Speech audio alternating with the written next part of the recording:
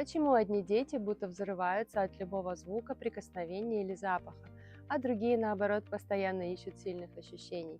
И что, если это не капризы и не характер, а особенность работы их сенсорной системы? Досмотрите это видео до конца, и вы узнаете, почему сенсорная регуляция так важна для эмоционального развития ребенка. Всем добрый день, я Елизавета, нейропедагог. В своем блоге я рассказываю о психологии, нейронауке и развитии детей, делюсь практическими советами и знаниями. И сегодня я бы хотела поговорить о важности и актуальности сенсорной регуляции. На днях я прочла очень интересную актуальную статью в журнале Journal of the American Academy of Child and Adolescent Psychiatry, в которой был опубликован обзор, посвященный связи расстройства дефицита внимания и гиперактивности с нарушениями сенсорной регуляции. Ссылку на статью прикреплю под этим видео. Эти нарушения касались повышенной сенсорной чувствительности, поиска интенсивных ощущений, сниженной регуляции и избегания сенсорного опыта. Расстройство дефицита внимания и гиперактивности – это одно из самых распространенных нарушений нейрогенетического развития, которым страдают 5% детей и 3% взрослых. Что такое процесс восприятия вообще? Это процесс обработки и различения сигналов, поступающих от различных органов чувств.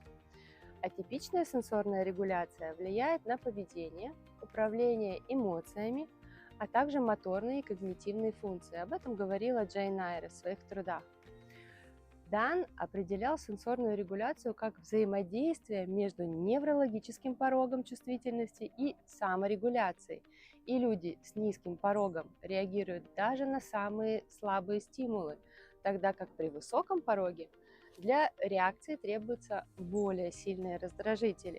Мы можем наблюдать у детей трудности в регуляции тактильной, зрительной, вкусовой, слуховой и двигательной чувствительности. И авторы статьи утверждают, что с возрастом симптомы самого расстройства обычно ослабевают, и объяснили это возможной адаптацией в детском возрасте при поддержке родителей. И развитием также навыков самоконтроля, которые могут снижать сенсорную реактивность, как защитный механизм.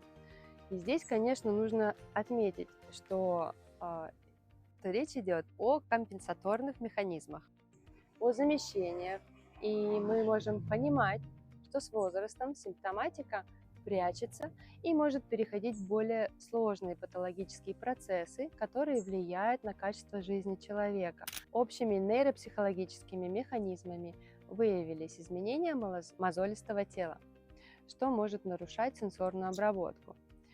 Кроме того, дисфункция дофаминовой системы, лежащая в основе расстройства дефицита внимания и гиперактивности, может способствовать ошибочной фильтрации и искаженному восприятию стимулов.